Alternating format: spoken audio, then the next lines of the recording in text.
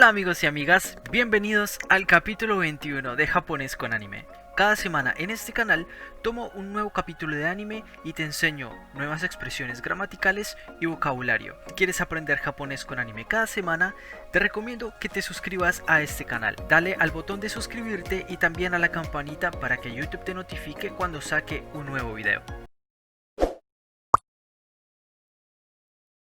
Al principio del capítulo 21 tenemos a Rui que nos cuenta un poquito de su historia luego de ya haber sido derrotado por el pilar del agua Giyu. Aquí nos cuenta un poco de dónde viene ese deseo tan fuerte que tiene él de formar un lazo fuerte con su familia. Aquí nos dice que él escuchó hace mucho tiempo una historia. Vamos a escuchar esta escena. 昔素晴らしい話を聞いた。川で溺れた我が子を助けるために死んだ親がいたそうだ。俺は感動した。 Muy bien, esta sería la frase que vamos a estar estudiando en esta escena. Debido a que la frase es un poco larga, quiero que primero nos fijemos en la primera parte, es decir, en la parte de arriba y después en la parte de abajo. La primera parte de la frase dice Kawa de oboreta. Vamos a verla hasta aquí. ¿Qué es lo que significa esta parte? Kawa significa río y el verbo oboreru significa ahogarse. Así que cuando decimos kawa de oboreru significa ahogarse en un río. Aquí vemos que la frase está en pasado porque termina el verbo en ta, pero ya vamos a ver eso con más calma. Primero quiero que nos centremos en el vocabulario para tener una idea general de lo que significa la frase. Bien, enseguida tenemos lo siguiente: wagako o taskeru. La primera palabra wagako significa mi hijo. Este waga al principio de la palabra quiere decir que pertenece a alguien. Si eres principiante no es necesario que lo uses. Simplemente ten en cuenta lo que significa. La segunda palabra es el verbo taskeru. Taskeru, que ya vimos en anteriores episodios, significa salvar. Es un verbo transitivo, por lo que necesitamos indicar con la partícula o lo que vamos a salvar. En este caso lo que marca la partícula o es wagako, ¿verdad? Es decir, nuestro hijo o mi hijo. Entonces el significado de la segunda parte de esta frase es salvar a mi hijo.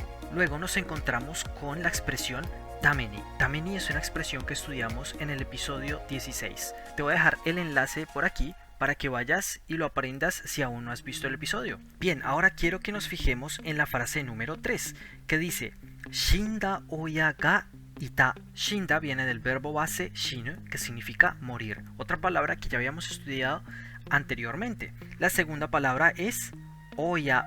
La palabra oya puede significar el padre o la madre, o puede significar ambos, los padres. Y enseguida tenemos la partícula ga que nos está conectando el sustantivo oya, padres, con el verbo iru en pasado, que es ita. Entonces la frase 3 significaría hubo un padre que murió. Recordemos que cuando colocamos un verbo justo antes de un sustantivo, como es el caso de shinda oya, lo que estamos haciendo es agregarle más información a ese sustantivo. Por ejemplo, en español lo diríamos con que. Por ejemplo, el padre que murió. Con el que agregamos más información a ese sustantivo. Es exactamente lo mismo que sucede en esta parte de acá, justo en el medio de la frase 1 y la frase 2. Como vemos acá tenemos el sustantivo wagako, que les mencioné que significa mi hijo o nuestro hijo. Y justo antes de ese sustantivo tenemos la frase kawa de oboreta, que significa ahogarse en un río. En este caso, como está en pasado, sería que se ahogó en un río. Entonces, la frase completa 1 y 2 significaría salvar a su hijo que se ahogaba en un río. Muy bien, continuando con la última parte de esta frase, tenemos la expresión soda, que también puede ser sodes. El objetivo de colocar soda o sodes al final de una frase es el de decir, de informar que lo que acabas de decir es algo que escuchaste. Alguien te lo dijo o simplemente lo leíste en un libro o tal vez lo escuchaste en la radio. Lo que me dice sodes al final de la frase es esta información que te dije la recibí de algún lado y simplemente te la estoy transmitiendo. En español diríamos algo similar a se dice que, o me dijeron que, o escuché que. Toda esta frase significaría lo siguiente: escuché que hubo un padre que murió con el objetivo de, o simplemente para, salvar ¿a quién? Con la partícula o decimos ¿a quién? A su hijo. Y continuamos. Que se ahogaba ¿en dónde? Con la partícula de indicamos en dónde, en un río. 昔素晴らしい話を聞いた。川で溺れた我が子を助けるために死んだ親がいたそうだ。俺は感動した。 En la segunda escena vemos como Tanjiro está corriendo para proteger y salvar a su hermana Nezuko. Después de que los demonios fueron aniquilados por los Hashira, el único demonio que queda por ahí suelto es nada más y nada menos que Nezuko. Y por lo tanto sigue siendo el objetivo a aniquilar de el cuerpo de exterminio de demonios. Sin embargo, en ese momento son detenidos por Kanao, que es esta chica que aparece aquí. Kanao obviamente quiere acabar con Nezuko porque es un demonio, pero Tanjiro ya no tiene fuerzas para defenderla. En esta escena vamos a ver cómo Nezuko intenta huir de Kanao.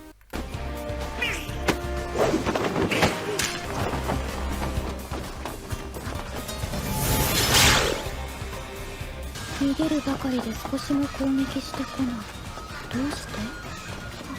Nigeru bakari de Skoshimo kougeki shite konai. Esta es la frase que vamos a estudiar en esta escena. La primera palabra es nigeru, que significa escapar. En el anterior episodio estudiamos la palabra minogasu, que significa dejar escapar. Nigeru es escapar, así que no te confundas con estas dos palabras. La segunda palabra es una palabra bastante útil, es un adverbio. Se lee sukoshi, skoshi, y significa un poco. Lo podemos usar con verbos o también con adjetivos. En esta frase lo estamos usando con un verbo. El verbo es kougeki suru, significa atacar. Bien, hasta aquí ya tenemos el vocabulario. Ahora veamos la parte gramatical de la frase. Centrémonos primero en esta primera parte de aquí. Nigeru bakari de, ¿qué significa este bakari de que estamos usando justo después de un verbo? Significa hacer ese verbo y nada más que ese verbo. Es decir, en español diríamos no hacer nada más que ese verbo. Esta escena nos muestra muy claramente el uso de bakari. Nezuko está huyendo y no está haciendo otra cosa más que huir. Así que perfectamente podemos decir nigeru bakari. La partícula de que tenemos aquí después de bakari es simplemente un conector que nos dice que la frase no acaba aquí, sino que continúa. Y continúa como diciendo esto de acá. Skoshimo kougeki shite konai. Bien, te había mencionado que skoshi es un adverbio que significa un poco. Pero, ¿qué significa esta partícula mo de aquí? Skoshimo significa ni un poco. La partícula mo toma este significado cuando lo usamos con un verbo en negativo. Como vemos aquí, está terminando en nai. Eso me dice que está en negativo. Ahora veamos con un poco más de profundidad este verbo de acá. Si pasamos kougeki suru a su forma negativa sería kougeki shinai o kougeki shimasen. Pero esta terminación es shite konai. Este konai que vemos aquí es la forma negativa del verbo kuru, que significa venir. Así que literalmente tendríamos dos verbos aquí, el verbo atacar y el verbo no venir. Y bueno, ¿y para qué colocaríamos el verbo no venir aquí en esta frase? Es simplemente para indicar la dirección hacia donde se dirige el ataque. Es decir, el ataque se dirige de aquí para allá o de allá para acá. Para especificar eso, usamos los verbos de dirección iku, que significa ir, o kuru, que significa venir. ¿Y cómo los usamos? Simplemente usando el verbo en forma T. La forma T de kougeki suru sería kougeki shite. Después de que tienes el verbo en forma T, le puedes agregar la dirección. En este caso, venir. Es decir, de Nezuko hacia mí, ¿cierto? El ataque vendría hacia mí, ¿verdad? Pero el verbo kuru está en negativo, es decir, no viene hacia mí. Así que lo que literalmente significa esta frase sería: no viene hacia mí el ataque, tan solo huye, o no hace nada más que huir. Por cierto, ustedes se preguntarán, ¿pero acaso es necesario usar konai o iku para indicar la dirección hacia dónde va el ataque? Si ustedes miran la frase en español, nosotros también lo hacemos. Miren la frase en español, dice: solo huye sin atacarme un poco. Si le quitamos el me, no estaríamos especificando que el ataque viene hacia nosotros. Es exactamente lo mismo que pasaría si no usamos este konai. 逃げるばかりで少しも攻撃してこない。どうして？ Ya estamos en la tercera y última escena de este episodio. En esta escena vemos que Inosuke fue finalmente encontrado por las personas que se encargan de ayudar a los heridos después de las batallas. Después de que cortan el lazo con el que estaba amarrado y se lo llevan, él tiene una conversación consigo mismo. Vamos a ver cuáles fueron estas palabras. 何にもできなかった。俺一人の力じゃ鬼を一匹も倒せなかった。俺ってあんまし強くないのかも。 En esta frase, Inosuke reflexiona todo lo que sucedió en esta batalla y se da cuenta de que no pudo derrotar a ni siquiera un demonio. Ahora vamos a analizar la frase por parte. La primera parte sería este de acá, que dice Ore hitori no chikara ya. Ore, la primera palabra, que significa yo. Enseguida tenemos un contador. Aquí tenemos al primer contador de la frase. Se lee hitori. Hitori significa una persona. Se llaman contadores porque contamos cosas con ellos. Los contadores en japonés funcionan de la siguiente manera. Los contadores en japonés se componen de un número y de un kanji que indica lo que estamos contando. En el caso de este contador, hitori, tenemos el número 1 y tenemos el kanji de persona. Esto me dice que estamos contando a una persona. La segunda palabra es chikara. Chikara es un sustantivo que significa fuerza. Ya lo habíamos estudiado anteriormente. En medio del contador hitori y el sustantivo chikara tenemos a la partícula no. Esta partícula no tiene la función de el posesivo, es decir, el de en español. Ore hitori no chikara sería la fuerza de yo solo, o sea, mi propia fuerza. Ahora nos encontramos con este ya. Este ya es la contracción de dewa. Aquí cambié la contracción ya por dewa, que es la palabra sin contraer. Dewa lo usamos al momento de escribir o cuando estamos hablando formalmente. Esta función de ya es exactamente la misma que tendría la partícula de en esta frase. Es decir, indicarme con qué instrumento hago algo. Acá el instrumento sería fuerza, con mi propia fuerza. En español, cuando queremos indicar con qué instrumento hago algo, usamos la palabra con. Decimos, corto las verduras con un cuchillo. En japonés usaríamos la partícula de, que también puede ser ya, como en esta frase. Continuando con la frase, tenemos oni o ippiki mo taosenakatta. Este ippiki mo lo voy a dejar para el final. Permítanme quitarlo de momento. Y así nos queda la frase Oni o taosenakatta. Este taosu se encuentra en su forma potencial negativa pasado. Es decir, no pude derrotar.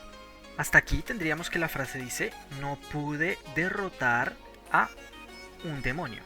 Ahora sí, agreguemos la parte que quitamos al principio. Este ippikimo es un contador. Este contador lo usamos generalmente para contar animales pequeños, como perros, gatos o incluso ratones. En este caso se podría decir que Inosuke ve a los demonios como si fueran animales y por eso los cuenta con este contador. Esta partícula mo también está siendo utilizada con un verbo en negativo y cuando eso sucede en español le daríamos el significado de ni.